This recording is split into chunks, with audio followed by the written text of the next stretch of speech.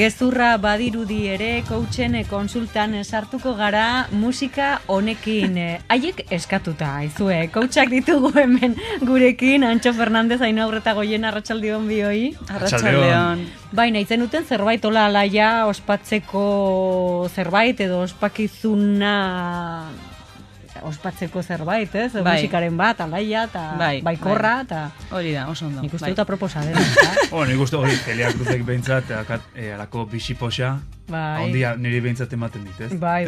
Gaina, ospakizunei buruz hitz egin behar dugunez, izan ditugu duela gutxi, hor gabonak, erregeak ezakizer, orain inauteriak, non nahi. Ospakizunak nik uste dut urteko garai guztietan daudela, ezta? Bai, hori alaxe da. Bakarrik guk gaur ekarriko dugula beste kontzeptu bat. Ospakizuna gauza asko direlako, eta bueno, saiatuko gara ikasten ere nola ospatu dezakegun gauzak ere, hortik mamia edo zerbait ateratzeko ere. Beraz, ospakizunari beste aldea begiratuko diogu, edo horre fondoan edo zer egon daiteken, edo nola uler dezakegun ospakizuna? Horixe da. Ongi da, zuek erran. Nondik hasiko gara? Nik uste gainera horrek zentzua eduki du guretzako, 2017 hasi berri dugulako, ezta? Bai. Eta orduan pixkat eskusa horrekin... Urte berri hon, Horixe da, urte berri hon. Lehendabiziko saioa dugunez, erran beharko dugu. Inoiz ez da berandu, ezta? Urte berri hon ospatzeko.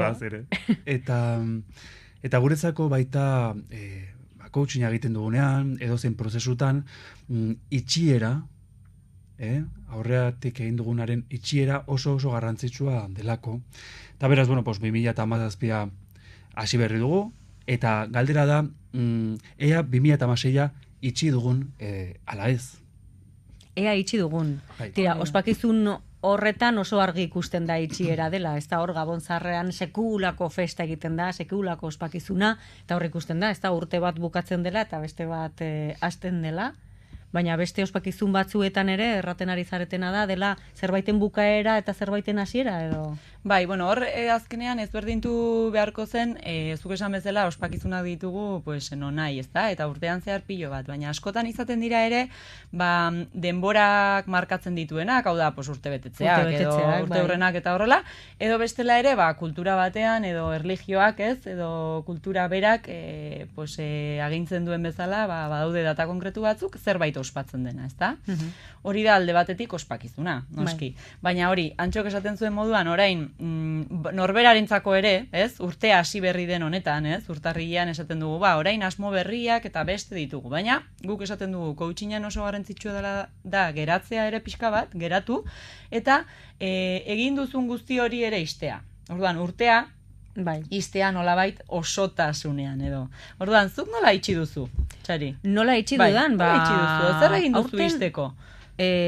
Familian afaldu, hori niretzat berria zen, bestela egiten nuen edo lagunekin, edo parranda duela urte batzuk, edo bestela kanpora joan, niri gustatzen zitzaidan kanpora joatea, ez da, beste toki batean edo.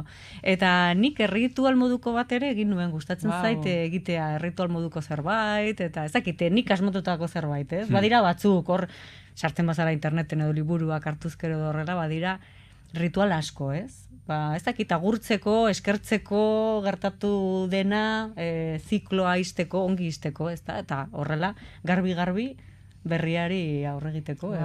Ze ona, Txarik ja ekarri du, egin du itxera bat, ospakizun bat. Nik nire itxera pertsonala, gustatzen zait horrelako zerbait egitea, baina ziklo gehienetan, ez? Edo saiatzen nahi zerbait egiten.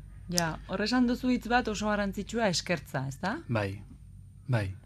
Halaxe da, guk esaten dugun bezala, ziklo bat izten dugunean, edozeinak, eta edozein ambitotan, bai lan ambitoan ere bai, edo dena delakoa, guk guretzako ospatzeak behar du bere espazioa, ez? Eta zuk esan bezala, ospatze hortan, bada eskerrak emateko tarte bat, behar du. Eskerrak geure buruari, egin dugunari begiratzea, batez ere nik esango nuke, norberaren bere buruarekiko begirada xamur batez, eskerrak ematea, eta baita bestei eskerrak ematea, ez? Beraz, tarte hori beharrezkoa da. Horregatik esaten dugu guk, guretzako, ospakizunak 3 osagai horiek dituela, ezta? Alde batetik, alaitasunarekin beti lotu dugu, ezta? Abesti honekin bezala, ez? Alai jarri garela, dantzan eta beste. Eta orduan da, espazio bat ematea alaitasunari, alde batetik, hori dela pixka bat kanpora begira ere, ez? Kanpora besteekin konpartitzea, ez? Gauzak alde batera uztea ere pixka bat egitekoak utzi, ez da? Eta geratu, eta ospatu, eta besteekin alaitasunez. Baina gero bestetik oso garrantzitsua da ere norberarekiko. Eta berak esan duen bezala, norberarekiko guretzako beste osagai bat ospakizunarena da xamurtasuna. Zurekin xamurra izatea, ez? Zuk egin duzun guzti hori xamurtasunez begiratzea. Bai. Eta gero aitortzea egin duzun hori, zure buruari ere eskerrak ematea, hau lortu duzu, hau egin duzu, eta bestei ere bai. Naiz eta urte ez hain atsegina izan, ez da, izan daiteke oso urte kaskarra izan duzula, edo gauza kaskarrak edo gertatu zaizkizula, tira, eskertzea eta aitortzea, ez da, aurre egin diozula, eta aurrera egin duzula, eta hori ere eskertzea, ez? Hori da. Da, pentsa, askotan, nik ez dakit gure kultura occidental, garaikide ontako parte den, baina demagun, urte hasira honekin bezala, urte hasi eta geure perspektiba guziak jartzeitugu egingo ditugunaren inguruan, ez da? Hau da, zeintzu dira, aurtengo erronkak, asmo berriak, eta hori guzia. Eta askotan, falta zaigu, iaia esango nuke garrantzizuena. Da, egin dugu, bizi izan dugunaren, ospakizuna. Da, sortzea edo zabaltzea tarte bat, fisikoa, espazio bat, temporala nebe duzu, alaitasun hori bizitzeko. Tarea berri batekin hasi aurretikan, aurrekoa gozatu. Ez da, hau da, bisiposia lortu, indar berritu, urrengoari ongi ekiteko, ez da? Horregatik guretzako da errekurtso bat. Guk gatozen kontsultara, ez? Coaching saioetara edo coaching formazioetara, eta guk asko erabiltzen dugu hau, azkenean pertsonak ateratzeko bere egin duen horretatik, lortu duen horretatik ateratzeko errekurtsoak urrengoari indar gehiagorekin ekiteko. Oso garrantzitsua da, hori, espazio hori ematea, konpartitzea, idaztea. Eta kontzientzia jartzea. Hori da. Izan ere, igual gertatu zaizu, gustatu zaizun zerbait, eta hortik zerbait ona edo, guro zerbait ikasi duzula, zerbait ona atera daiteke hortik.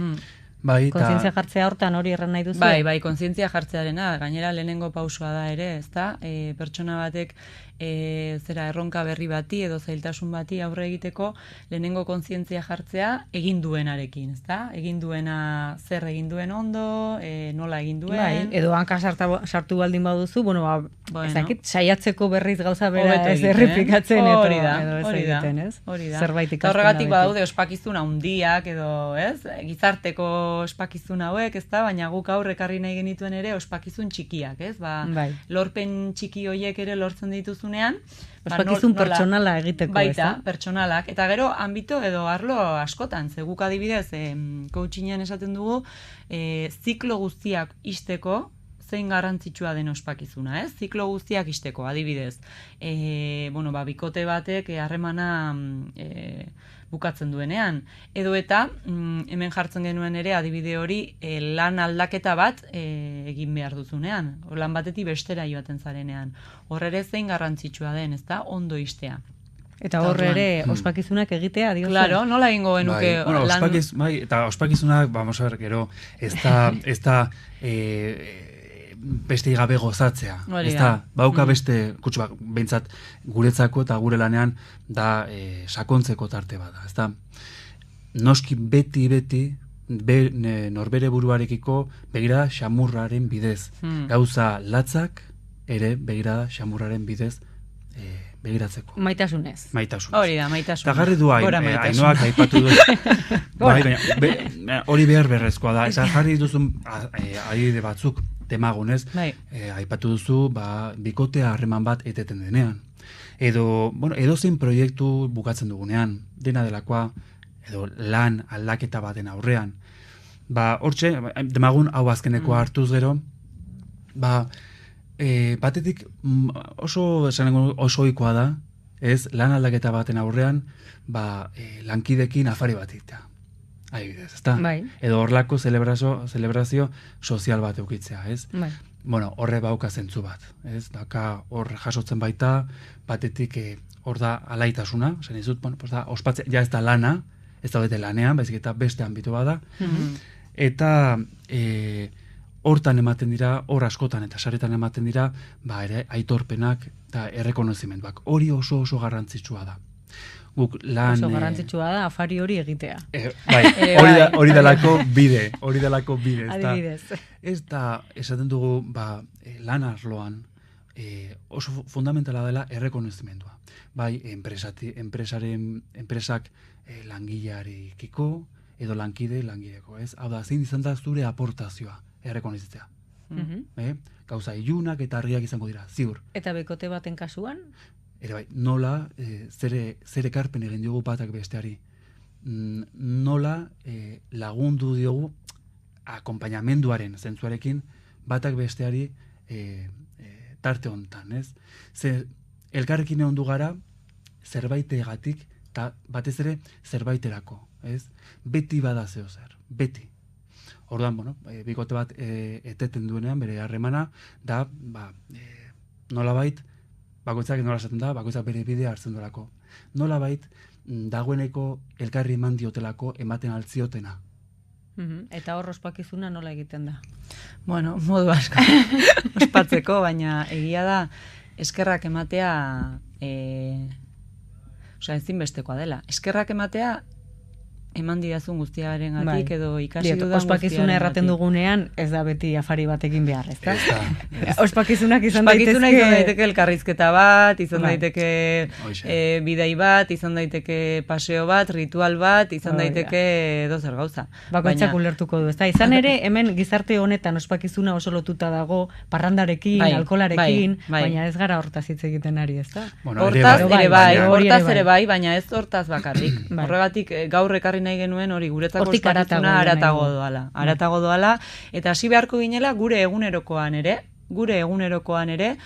habito bihurtzen. Hori da gure horko egunero ospatu eguna bukatzen ari dela eta beste berri bat hasiko dela. Eta zerbait lortu duzunean, ospatzea zure modura. Izan daiteke, edo zer gauza. Zuri gustatzen zaizun zerbait, zuri gustatzen zaizun zerbait egitea, eta berriro ere, maitasunez, xamurtasunez, zure buruari esatea, Bai. Ze ondo, ez? Adibidez, nola ospatuko genuke baia tarte hau bukatzen ari zaigula?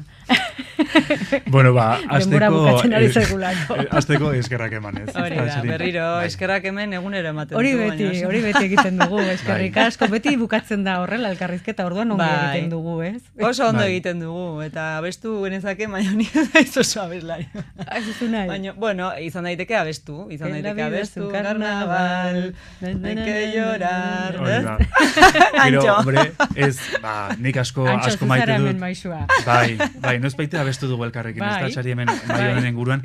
Bai, nik asko maite dut adibidez gero, emisioaren ostean, ez, berriz ere entzutea, ez, geure ahotsak, eta, bueno, hori bai ematen dugu da, tarte bat, ez, hartzen dut tarte bat, lasai entzuteko. Lasai, eta hor, aitortza, eta bai, izatea, bueno, gai izan du naiz, irratian berriz ere hitzaiteko, eta disfrutatu dut, Txarikin, Ainoakin. Hori izango litzateke, ezta. Eta gero bada beste ingrediente txiki bat, esaten dugunean ospatzearena, eta izaten da, nonbait, kapazak izatea, opari bat egiteko geure buruari. Oparitxo bat. Bakarrik geure buruarekin. Ez beste batekin, ez bakarrik geure buruarekin. Hori izaten da oso lagungarria. Bikain. Eta galdera izaten da hori nola egiten dugun, ez? Bai, eta horrekin bukatu nahiko genuke, jendeari animatzea, egin duen zerbait edo lortu duen zerbait, bere buruarekin bakarrik, hori dela zaiena, ez afari batean, edo ez bikotearekin, edo lagun batekin, pote bat hartuz, bere buruarekin ospatzea zerbait. Hori da gure gomendioa. Gure gomendioa. Oparitxo bat ematea zure buruari. Hori da, oparitxoa, ze polita. Ze polita, haizu. Eta oparitxoa izan daiteke abestea, ez da? Venga, bai, baina. Egin dugu dagoeneko. Bai, egin dugu. Horrela utziko dugu. Beste egun batean. Horreman abestuko dugu. Prestatuko dugu zerbait. Antxo Fernandez hain aurreta goiena 1000 esker raunitz eta urrengor arte. Ongi segi. Eskerrik asko. Eskerrik asko, zuri, agur.